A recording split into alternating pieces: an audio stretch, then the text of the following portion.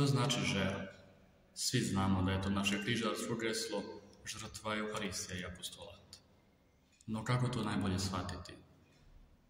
Ja bih rekao kao putokaz života, jer bez žrtve, bez Euharistije, bez apostolata neće biti kršćana, a još manje križara. Ništa vrijedno zapravo u životu ne možemo postići bez žrtve. U Euharistiji nam se daje živi Bog kao hrana, kao snaga, a tek onda dolazimo do apostolata, jer apostolata nema bez žrtve, a još manje bez Euharistije, barem na onog istinskog apostolata. I to vidimo u svom životu, kada nedostaje žrtva, kada nedostaje Euharistija, ne mogu biti apostol, ne mogu biti poslan svjedočiti nešto od čega ne sam ne živim.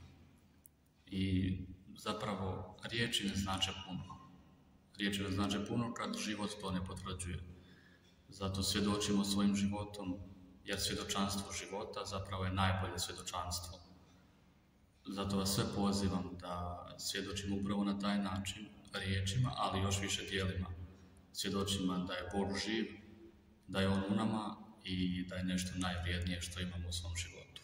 Bog živi.